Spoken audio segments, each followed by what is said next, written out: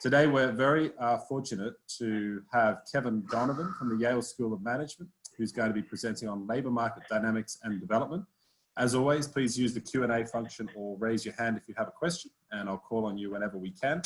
I want to extend a welcome particularly today to Kevin's co-authors, Todd and Will, who are joining us on the call.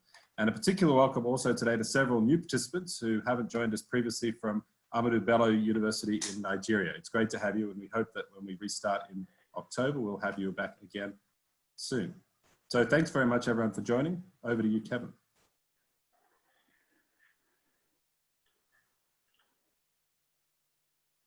Okay, great. We can see the slides and everything? Got it, thanks. Great. Okay, so thanks so much for having me. This is joint work, as Simon was saying, with Will and Todd. And I should say up front, this isn't the views of either of their institutions or any of the organizations that were kind enough to provide us with some data. So, there we go. So very broadly, what we're interested in here is the relationship between labor market dynamics, so flows across employment states, and the development process. And so if you just look at the data that's out there so far, there's sort of obvious differences in the way labor markets are structured across countries. So in poor countries, there's certainly more self-employment, more informality, more small-scale firms.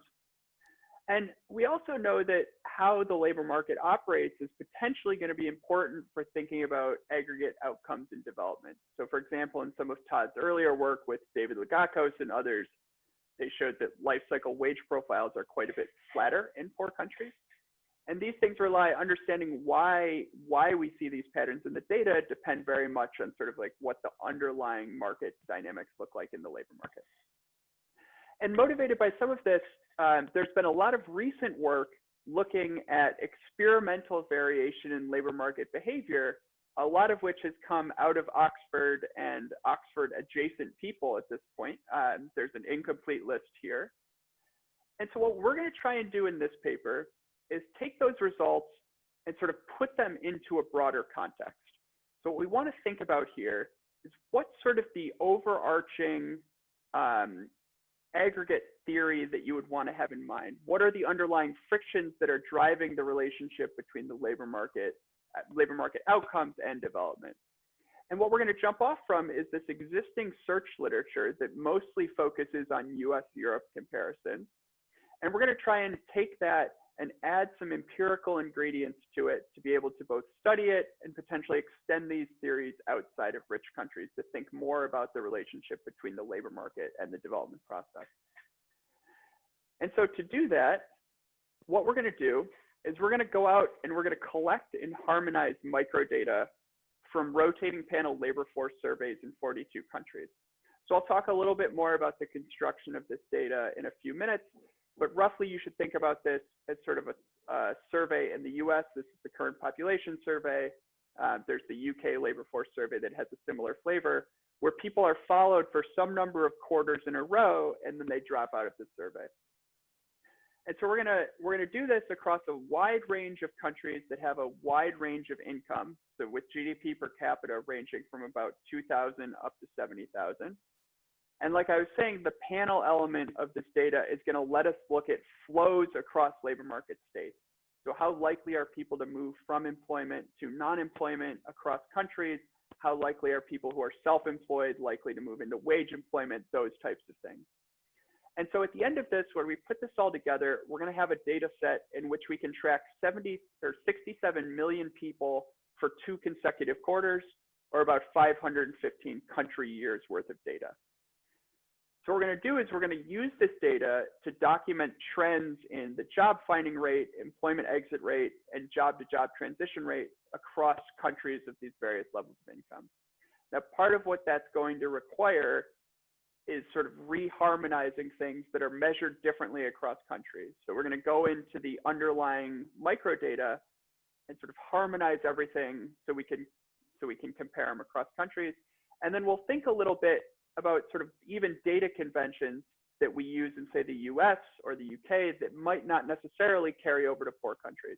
So I'm thinking about, for example, the distinction between unemployment and inactivity. Is that something we really want to take seriously in poor countries?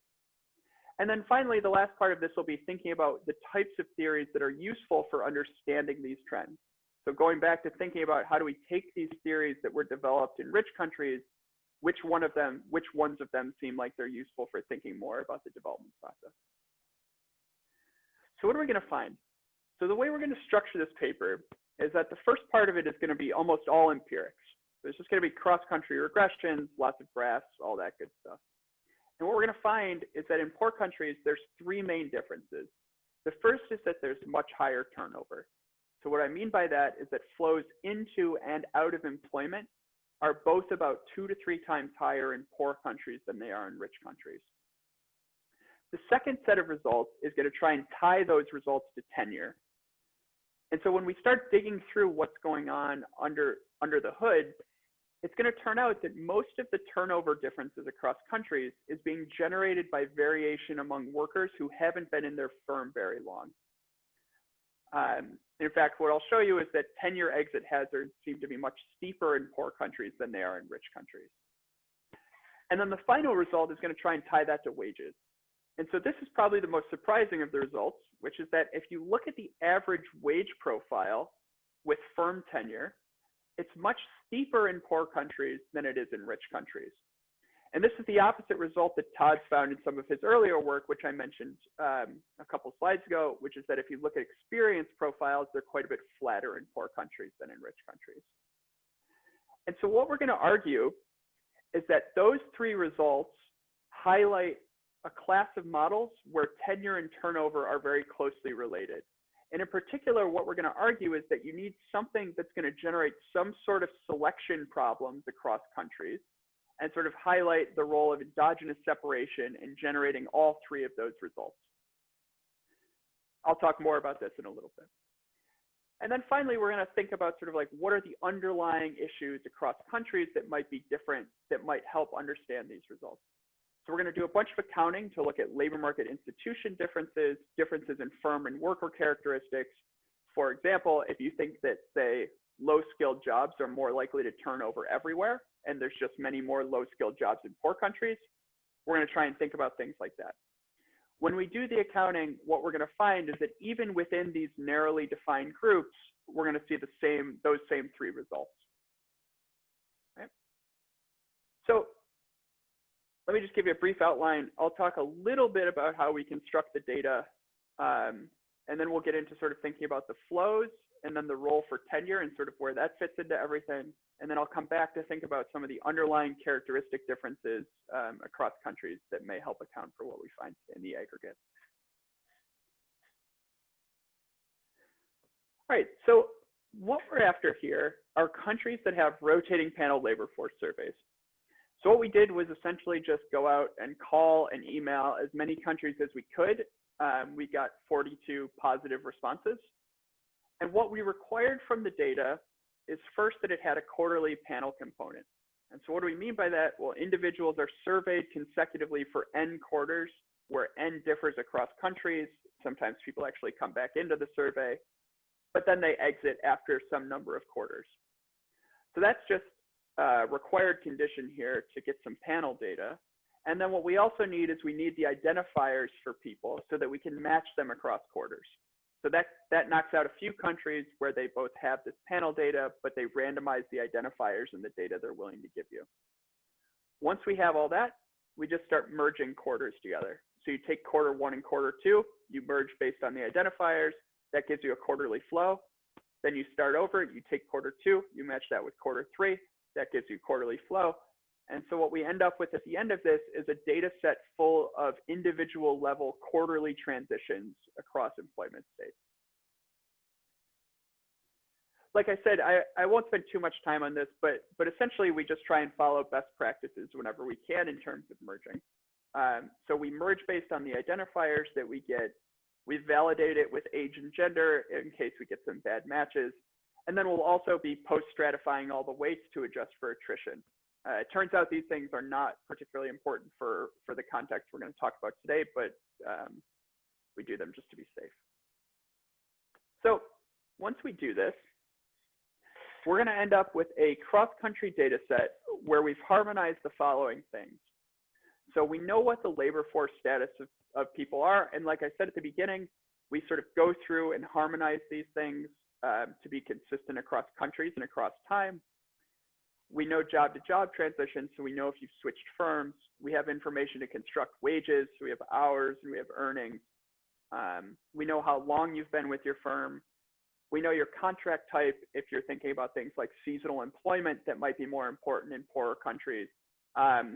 Formality, industry occupation, demographics, and employer establishment size if you're being employed by someone else, or the size of your own business if you're self-employed. So a couple caveats that are worth probably pointing out up front here. One is that these are all coming from worker side surveys. And so that if we're missing things, you know, we're not going to have a ton of information about the firms that people work for outside of the industry and the size. So I'll come back towards the end and talk a little bit about where that's going to sort of bite for us and what types of things that won't let us talk about. But for now, that's something worth keeping in mind. The other thing is that for today, I'm going to focus on the urban labor market. And the reason we're going to do that is because 11 of the countries we have are only urban. And it turns out the probability of collecting rural data is positively correlated with development. So the countries that are missing the rural data tend to be a little poorer on average. We've done all this in the paper. And in fact, if anything, it looks like the differences are in fact bigger with rural. But so we're going to focus on urban today with all the caveats about who selects into moving to urban areas that you might be worried about. So this is the data set we have. When you put it all together, we have 42 countries over 515 country years. We have about 67 million observations, where again, an observation here is somebody who we've tracked for 2 quarters in a row. Countries ranging from poor countries such as Nicaragua, India, Palestine, Philippines, GDP per capita somewhere around $2,000 to $5,000, up through the US and most of Europe.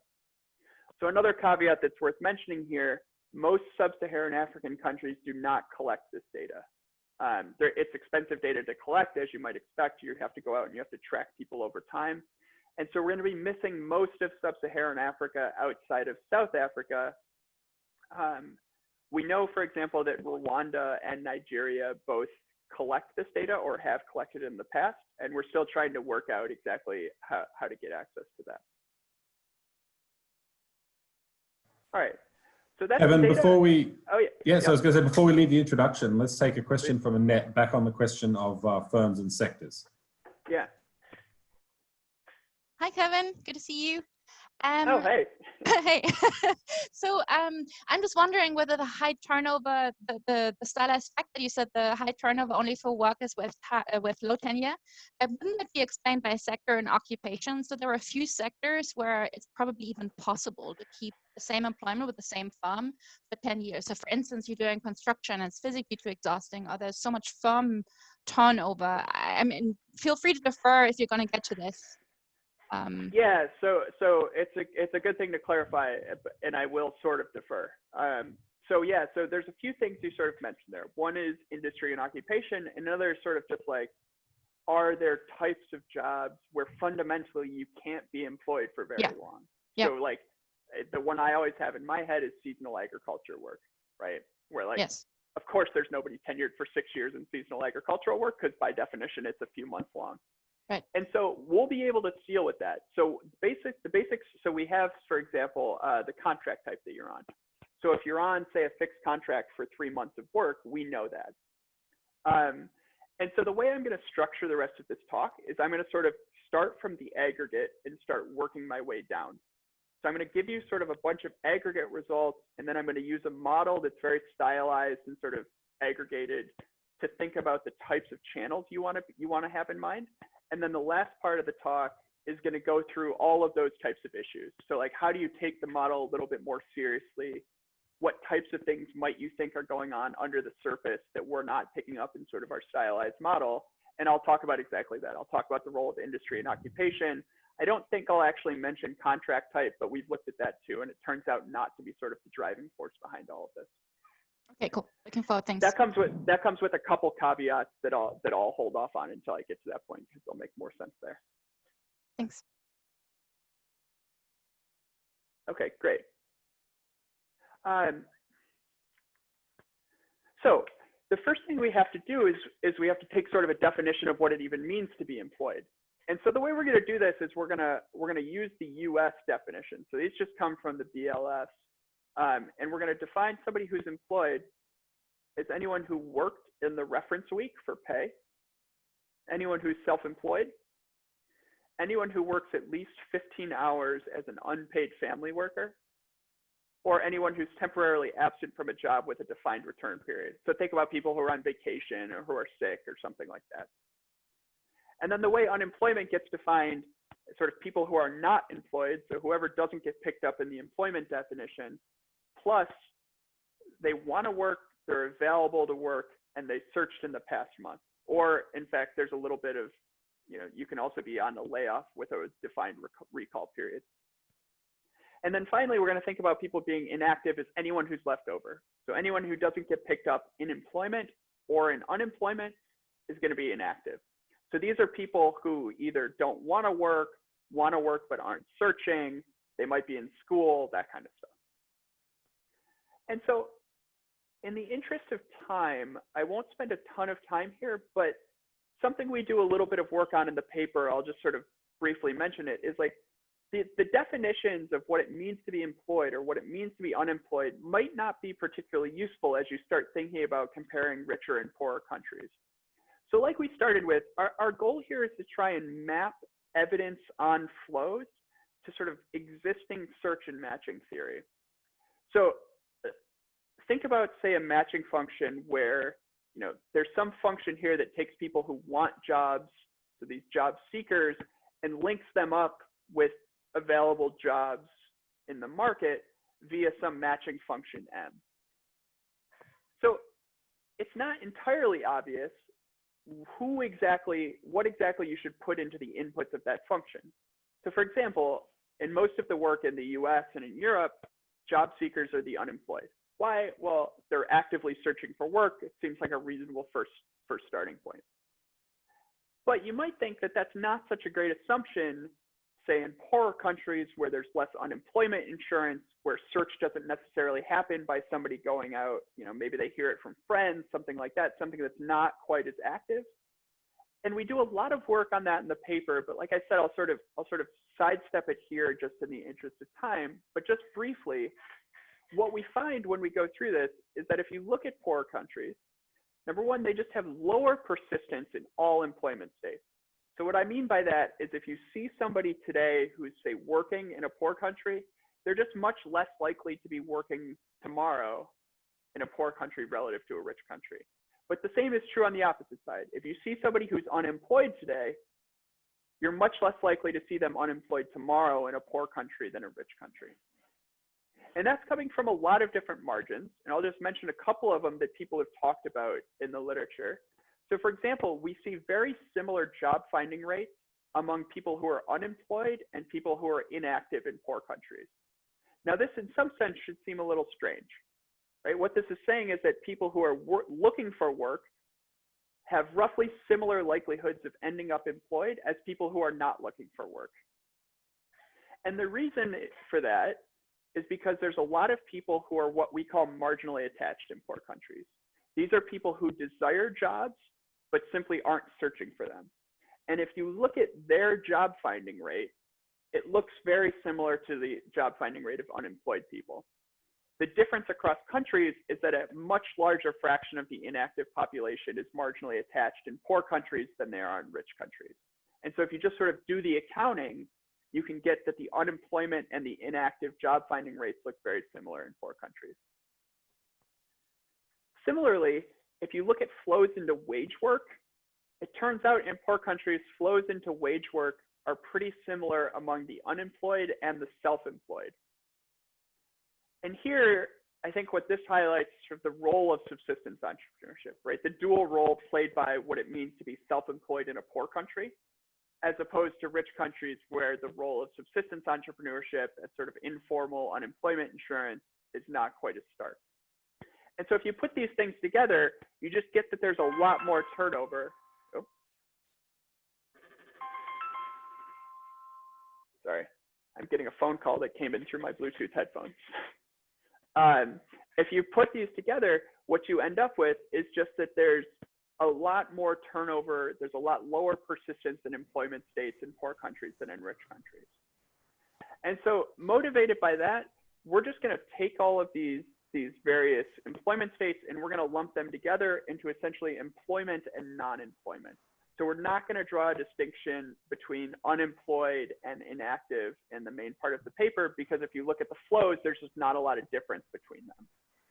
And so if you do that, here's Evan, sorry, just before you go on. Yeah. So this is a quick question from me. There's no notion in this data that we could talk about a job finding rate from wage employment to wage employment, do we? In other words, we don't really know whether someone's in the same firm, or we'd have to rely on them having switched, say, sector in order to identify that. No, so we can. So we know how long you've been in your firm. So what I can't, so we can look at job to job flows, and in fact, I'll show you that in just a couple of slides. Thanks. What we can't do, for example, is look at, say, like changes within the firm. So for example, like if you're a lower level accountant today, I won't know if you're a lower level accountant tomorrow. If you change your occupational category within the firm, I'll pick that up. But what we have is we know how long you've been in your firm, right?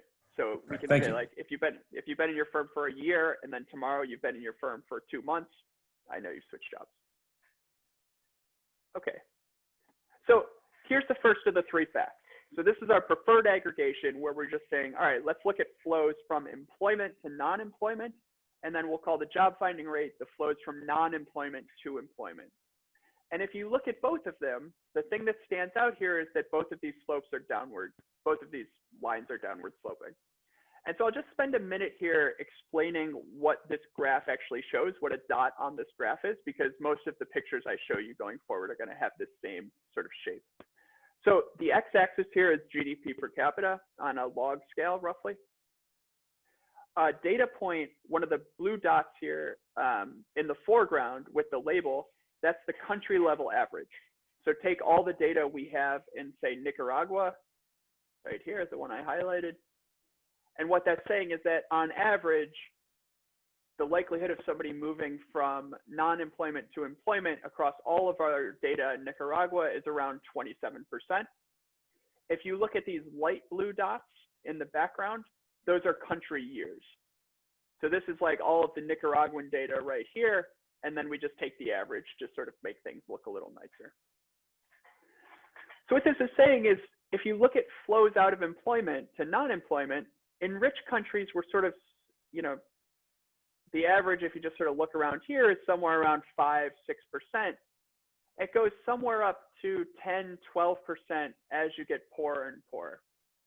And it's not quite as stark with the job finding rate, but you see a similar negative slope. So that's the first fact. There's just more flows into and out of employment. And so I might flip up and call this churn or turnover. That's what I mean by this. Just people are moving into and out of employment at a much higher rate in poor countries than they are in rich countries. Kevin, before we get to the second fact, we have a question from Chris Woodruff. Thanks. So just a quick clarifying question. Are these surveys across countries all the same? That is, when I think about surveys that I've worked with in Mexico, for example, they're household surveys. There's somebody responding for like 4 people in the labor force. Yeah. And I suspect that the noise is a lot bigger on the other people they're reporting for than they are for themselves. And I'm wondering whether some surveys are at the individual level and some are at the household level, or are they all sort of consistent? So they're all at the household level. They survey residences. Yeah, so exactly. I mean, Mexico is one of them that's in here. And so, yeah, so they're all at the household level. The thing that differs is some of them provide consistent individual identifiers. So I know, like, the person who is listed as household 1, person 1 is also household 1, person 1 tomorrow. Some of them randomize the individuals. So, you know, person 1, household 1 might be person 5 in household 1 next period, which is why we try and do the checks. But that's a good point. One of the things we haven't done that we could as a robustness check is just take out, only keep the people who are actually surveyed directly and lose some of the, whoever they're responding for. That's a good point. I don't think we've done that yet. Yeah. Okay, so to Simon's earlier point, here's sort of, you see similar declining transitions if you look at job-to-job flows. So we can do this in a couple ways. We can look at flows from self-employment to wage work, where you see sort of a similar declining pattern, or using our other results, you can look at wage work to wage work. When you start looking at the job-job flows, you lose a few countries, which is why it seems like it's missing some data there. But all of these flows are downward, or sorry, all of these correlations are negative. The sense that richer countries have much lower flows into and out of employment and also across job to job. Now, Kevin, a quick question from Kate Orkin. Yeah. So I don't think it takes away from the overall pattern of the results, but I was wondering if there is any way to kind of to get rid of the spot labor market. So, you know, in almost all of developing countries, you'll have people working for daily labor, like they go into a market and they carry watermelons or something for somebody once, they never see them again, there's no contract, it's like a once-off kind of casual job. And it seems to me that if there's a huge amount of that, some of that might be driving the results. I also believe that your patterns are there without that, but I wonder if there's any way of kind of taking those workers out of the out of what you're looking at. Yeah, so we've done that, and it's sort of related to Annette's question as well. We've done that, and that's not what's driving it. So what I'll eventually show you, this will come a little bit later in the talk, but sort of like the jobs, it's true that these jobs exist. Like there's a lot more piecemeal work in poor countries than there is in rich countries. And that's sort of one of the contract types, is sort of like, oh, are you just working on a piecemeal contract? And so we can distinguish based on that and look within those types, and we see the same thing. But sort of the overarching thing, perhaps I should have mentioned this earlier, is that like there's more piecemeal work, there's more informality. All of these things are true in poor countries, and in fact, all of them do, as you might expect, have high turnover. It's just that like formal jobs on longer term or indefinite contracts, they also turn over a lot. And so it's that's sort of what's driving the aggregate. It's just the fact that no matter how you slice the data, you're seeing sort of the same patterns.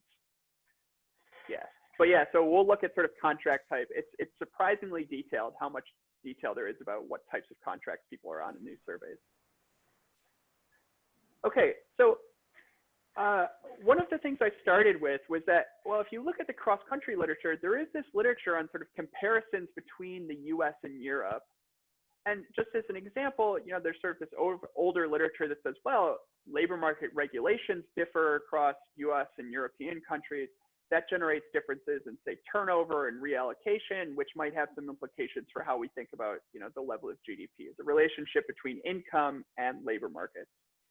And so one of the things we were wondering is, well, in principle, you could just extrapolate those results to other countries and, you know, you get some answer.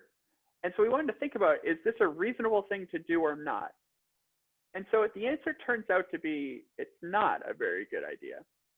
So the top row of this table is just reproducing those graphs I showed you in regression form.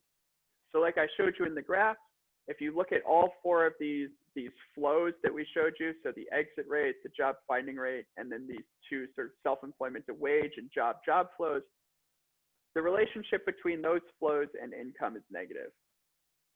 If you only look at rich countries, you get the exact opposite. So if you just zoom in on rich countries in our data, so this is essentially Great Britain, the US, and the EU. There, instead of getting the negative results that we had, you get these positive results, right? And so you have to be very careful about trying to extrapolate the relationship between labor market flows and GDP from US-Europe comparison to a broader development statement. So just to show you exactly what that looks like, let me show you the exit rate again. So this is flows from employment to non-employment. And I've highlighted this sort of rich country comparison down on the bottom right.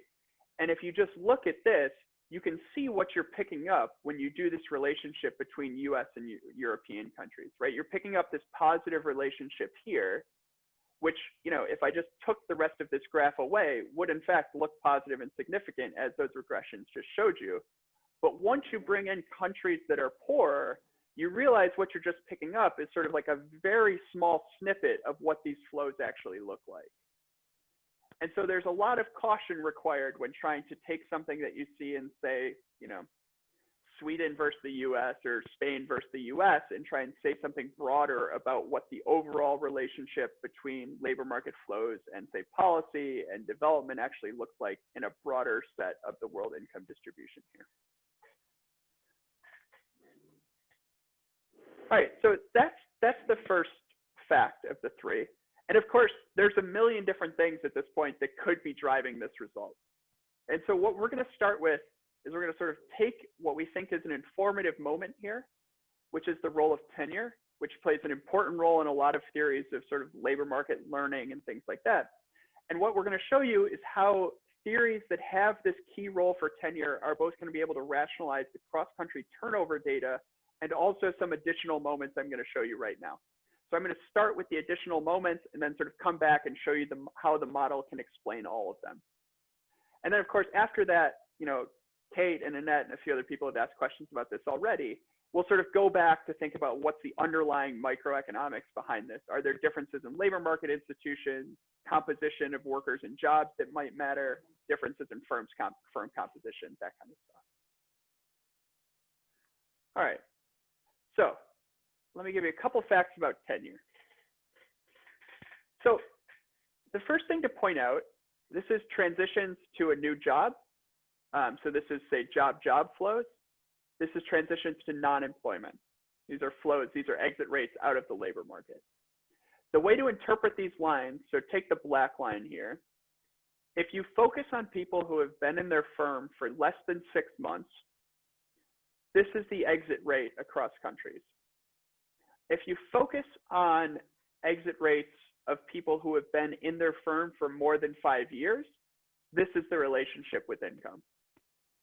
And so what you can see, if you just focus on this graph for a second, you can sort of see that it's sort of, as tenure increases, you're sort of taking these lines and sort of compressing them around an axis, right? You're sort of flattening these lines out as you move up and up the tenure distribution. And you see the same thing over here if you look at the job-to-job flows. If you look at people who have been in the firm for a while, this flat green line right here, there's not a lot of difference across countries. The level is low and the relationship with income is not particularly strong. If you look at people who haven't been in the firm for very long, both the level is higher and also there's quite a bit of difference across countries. And so people have started noticing this in the US time series as well. But of course, not only is there a lot of difference in tenure at low levels of, there's not only are the flows different at low levels of tenure, there's of course much shorter tenure in poor countries than in rich countries. So this is the exact same graph I just showed you, and I'll just replace this with the share of the workforce that's been in their firm for less than 6 months. Now, this graph shouldn't surprise you, right? I already showed you that turnover is a lot higher in poor countries. And so if turnover is a lot higher, naturally the tenure distribution is going to be sort of compressed towards 0 in poor countries. And so if you just do this in like a pure accounting sense, of course, this is like, you would never really want to do this, but I'm going to do it anyways. If you just do this in sort of a pure accounting sense, what you get is that the differences in the tenure distribution account for almost half of the employment exit rate across countries. And as I'll show you later, as related to some of the comments or questions that have already been raised, that's going to be more than double any other observable characteristic we can pick up. So when we start looking at sector and contract type and informality, tenure is going to play a much larger role than anything else we can come up with. And so that's sort of this point that a lot of what we're picking up here is variation among workers with low levels of tenure. So that's the second fact. Question, another question from Chris.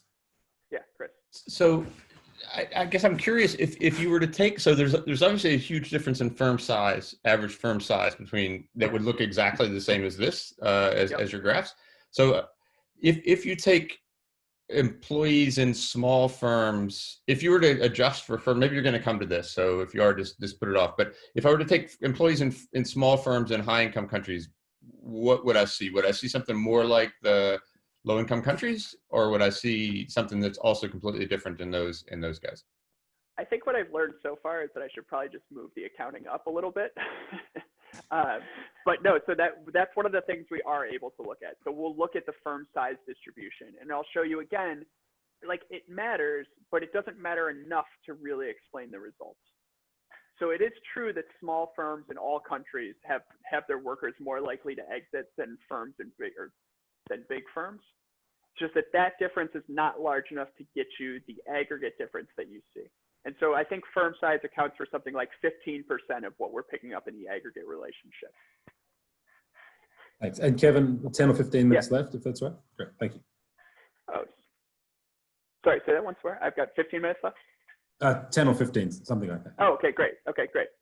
So let me show you the third fact then. The last part of this is we're going to try and turn this into, get some results on wages here. So we're going to take all the countries and we're just going to run this regression, log wages on, this is potential experience bins. This is just age minus education, and also tenure bins. So these are returns to tenure. And so when we do this, oops, wrong way. Here are the returns to experience.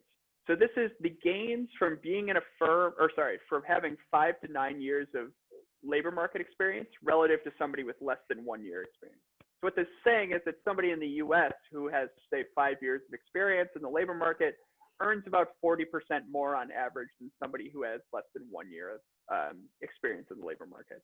So this isn't our fact. This is something that Todd has found in other work. We just wanted to replicate it as a sanity check. What is new is that if you instead look at returns to tenure, they vary quite a bit. So what this result is saying here, take the US, this is saying somebody in the United States who's been in the firm for, let's say, a year, they're earning something like 3% more than somebody who's been in the firm for less than 6 months. On the other hand, if you look at, say, oops, that didn't work, say Guyana, that same person who's been in the firm for a year is earning something like 15% more than somebody who's been in for less than 6 months. Right? So the profiles are much steeper in poor countries than they are in rich countries. And you can break this down any way you want, and you get the exact same result back. All right, so those are sort of the set of empirical results that we have. There's higher turnover, there's steeper tenure exit hazards, and there are higher what I'll call returns to tenure, with the caveat that those are average returns that don't really say anything about the individual. And so what we want to think about here is the type of theory that can explain these things. All right, so we're going to think about this in a very simple model that's not really our model, but just think about a world in which firms and workers meet and they produce if they can generate some surplus. What we're going to assume here is that there's a problem, which is that you don't actually know how much surplus you're going to create. And instead, what you're going to do is you're going to draw a signal of true productivity. So the key difference here is that with some probability P, you're going to draw the true probability, or sorry, the true match quality. But with some probability 1 minus P, you're just going to pull out a random draw from F. So you have no idea what's going on. What we're going to assume is we're going to assume that this probability P is higher in rich countries. So it's just easier to observe skill in rich countries than in poor countries. So that's going to be the thing that exogenously varies across countries. And then why does tenure matter? Tenure matters because you can learn about the true productivity while you're producing. What do we mean by that? Well, each period, workers and firms can learn about the true productivity with some probability, and we'll also assume some match destruction. What we're going to argue is this model right here explains all of the results, all of the empirical results I've showed you. So I'll move a little bit quicker just because we're running a little bit out of time.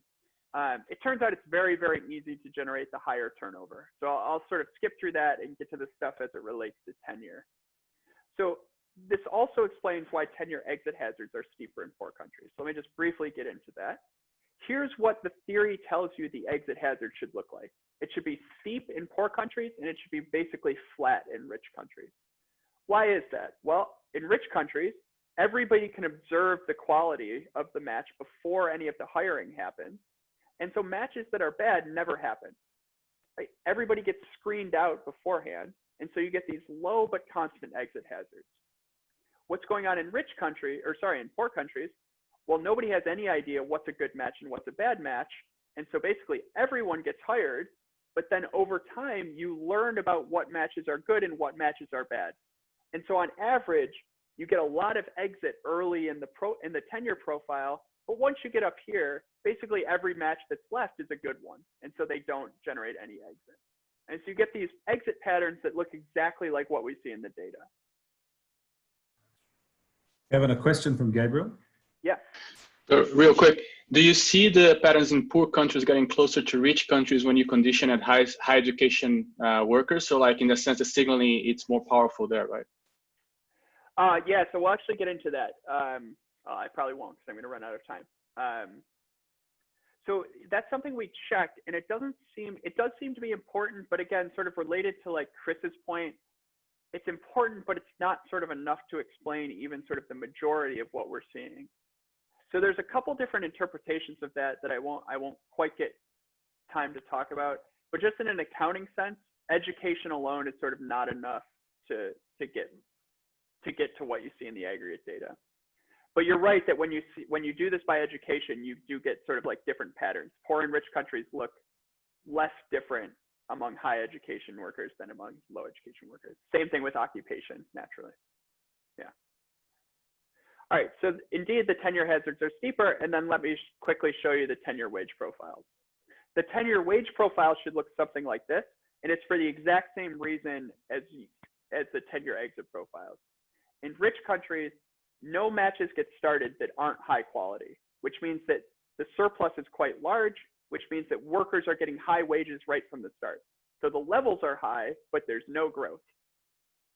In poor countries, at the start, nobody knows who's good and who's bad, and so people are getting relatively low wages, but as the selection starts happening, the bad matches get knocked out, what's left are the good matches, and so the wage looks like, on average, you're seeing this big increase in the growth rate.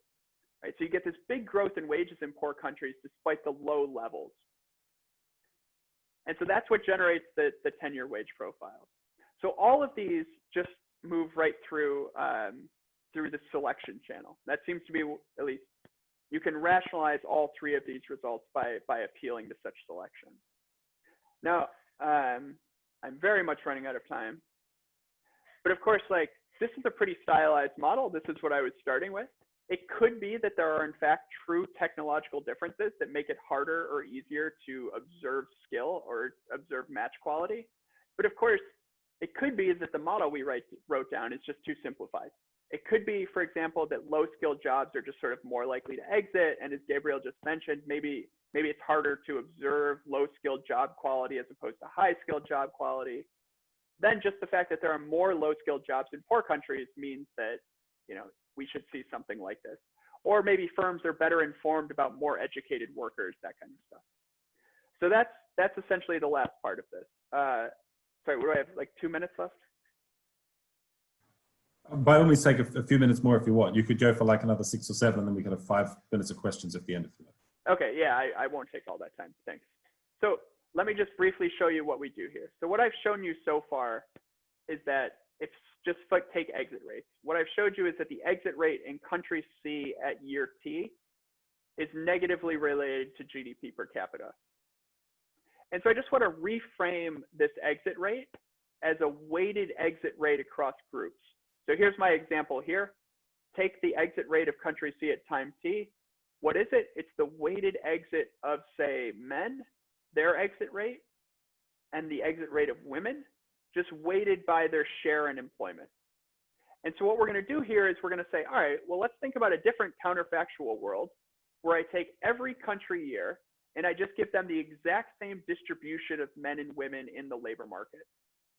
And what we're going to ask then is, if we take this counterfactual exit rate and we run the same regression on GDP per capita, how different are those coefficients? Right? And so if we do this, and it turns out that this coefficient here is 0, that means that we've accounted for essentially all of it with gender. Right? So gender differences in the employment shares is enough to explain 100% of the relationship between income and exit. If we get the exact same thing back, if gender accounts for nothing, then beta tilde is just going to be equal to what we found originally. This thing will be equal to 1. The share will be equal to 0. So the larger this thing is, the more that it can account for. All right, so I'll sort of finish here, but when we do this, we've ranked these in terms of how much it can account for. You know, occupation accounts for about 20%. This seems to be the most important. You can go all the way down to gender that actually accounts negatively for what we see in the aggregate data. We can do all sorts of other stuff. Sorry, I'm going to skip these pictures in the interest of time. I'm happy to talk more about them afterwards. We can do all sorts of other stuff. We've gone all the way up to occupation, cross-sector, cross-size, cross-education, cross-age. You can get up to 56% of the aggregate exit rate. That's the best we can do. That is essentially the loop over every possible combination of data we can find. All of that is to say, even within these narrow groups, you still see the same patterns in the data that I showed you in the aggregate. So it doesn't seem to just be a compositional issue. And mind you, just to recall, tenure alone accounts for almost half. So all of this seems to be coming within these narrowly defined bins. So yeah, we've also done labor market regulations. It turns out that's not driving the results either. So let me just conclude there since I'm out of time. I'll just leave this up and I won't say anything more other than this is a new data set about labor market flows. And a very cool data set of that. Thank you very much, Kevin. We've got almost 10 minutes for questions. Let's go first to Rossa. Oh, can I say, by the way, so if you have a question, rather than typing it in, just raise your hand. Let's take Rossa and then Gabriel. Cool, thanks, Aaron, and thanks, Kevin. Kevin, I think your story on like the screening and the signals being worse in developing countries like seems pretty plausible to me. I thought you were going to go a different direction with your search model, and I'm wondering if you've thought about this. So I thought you were going to look at like the value of the outside option and think about like the strength of the safety net in poor countries. And so I thought the story was going to be something like people don't really have a good outside option, so they have to take these matches which like have a pretty low surplus between the worker and the employer, and therefore they learn quite quickly and then they drop out very quickly, or they look for other things at the same time. And I think this would also explain your kind of like US versus EU difference as well. So do you think this might be part of the story? For sure, yeah. So in fact, it's right here. Oh, so cool. Sorry, I missed that. No. So one of the things that I think is both sort of exciting about this and I guess sort of annoying as one of the authors of the paper is that like what you realize when you start writing down these models is that there's any number of channels through which the model can generate the results. And so what we want to really highlight is we want to highlight the importance of that selection channel, right? So like exactly to your point, if you have low outside options in poor countries, you take worse jobs originally, which generates more selection because, you know, if you're getting other job offers, the likelihood that, you know, there's a job ladder in front of you, if you start on a lower rung, you're much more likely to have to move. Right? And so you can get these same types of results by appealing to, say, the differences in outside options instead of the imprecise information directly. All of which do the same, they both sort of do the same thing, which is that they incentivize lower jobs or lower quality matches to get created at first, which then allows the selection across countries to be different. And so that's sort of the key point we want to highlight, which is that you need the selection. How you get there, I don't think we have enough data to say. And in fact, this is where I think the big complementarity is between, say, well-designed RCTs, like I have in mind the work that Kate and Rob Garlick, and I'm going to miss a few co-authors on that paper, sorry, Kate, are working on, where, you know, even if you take, say, a model like this, you can start doing these RCTs on various channels within that model to start distinguishing them. And that's one of the things that we can't do with the aggregate data, I think.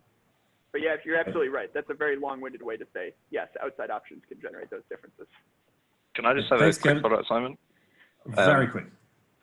Sorry, I was just going to ask like how that relates to efficiency then. And like, have you been thinking about like the different channels would tell you something different about where the inefficiency comes in and whether there is inefficiency in these short turnovers at all, and then what the policy response would be. Maybe that wasn't so quick. Sorry, Simon. Yeah, so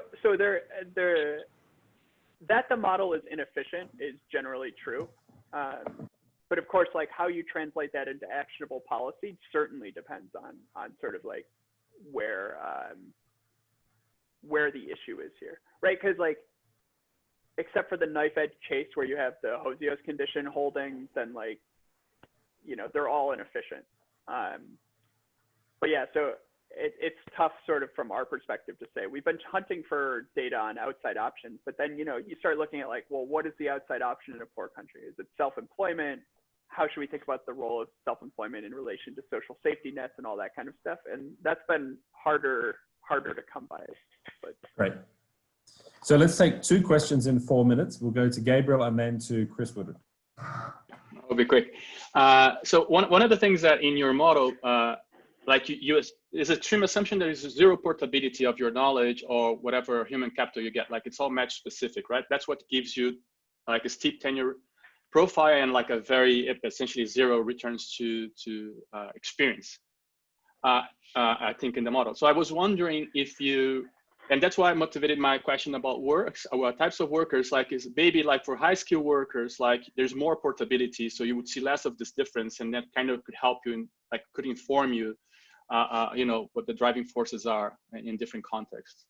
And yeah. Yeah, that's a good question. So like, one of the things I'll try and answer quickly in the interest of time. But I guess we'll get a chance to talk tomorrow too. So I'll hold some of it. So there's a lot of, yeah, so anything that generates selection like that is good. In fact, like you can do, in the paper we do this, you can do the whole thing in sort of like a job ladder model too, where like people are getting different types of offers, or say like, to your point, maybe like it's easier to get an offer as a high education worker because, you know, your skills are more portable and things like that. In some sense, yeah, I'd have to think a little bit more deeply about that. We've done all of this by education group, and I don't remember exactly what the results are off the top of my head, but they don't sort of like change enough that we thought it was worthwhile pushing forward on it. Yeah, but I'll go back and look at that and give you a better answer. Thanks. And Chris. So let me push back on selection just from one angle. Is it, suppose I think that the demand that the firms face in low-income countries varies a lot more than it does in high-income countries, and that I hire permanent workers and I hire these day laborers, and that they have different. As I understand it, your tenure profiles are coming from the cross section, right? So that's gonna look like a high tenure profile, even though it's really different workers and different types of workers. I guess so. I guess the question would be: is there a way to use? Point. Yeah, go ahead. Sorry, go ahead. So that's essentially the whole point: is that what you're seeing when you look at the average profiles is not the impact on an individual worker. You're seeing like the selection and the churn that's going on underneath it that generates what looks like a high return on average. I don't know if that exactly answers your question. But it's not. But you're saying selection like it's different. Like the story you're telling is. You hire me, you don't know how good I am, and then it turns out I'm crummy, so you let go of me, or it turns out that I'm good, so you give me a raise. And I'm saying you hire 2 different types of workers. You hire a high quality worker who you know is high quality, and there's no selection. I know I'm hiring you, you're high quality, I'm going to pay you a lot. And then I need somebody to work for a day, so I hire Gabriel instead. And you know, I know he's low quality, but I'm not going to pay him much, but I'm only going to hire him for a day because he's just there to kind of meet this spike in demand. Yeah, indeed. And if that was the case, then controlling for say contract type would get rid of the result, and that does not seem to be the case. Okay. Yeah. All right. Thanks very much, Chris. Thanks, Kevin, for a really interesting presentation. Before you all leave, let me just remind you that we actually have a panel webinar happening tomorrow. We're hosting Francois Girard from Queen Mary, Clement Imbert from Warwick, Kate Orkin and Stefan Durkon from Oxford. This will be a discussion about how developing countries have used their social protection and social insurance systems to cushion households against economic shocks from COVID lockdowns and slowdowns. If you're interested in joining, that's at 1 p.m. UK time, and you can sign up on the CSAE events page. With that said, Thanks again, Kevin. Thanks everyone for joining throughout this webinar series. Have a great summer, or as great as the world allows at the moment. Stay safe, and we will look forward to seeing you again in October. Thanks, everyone.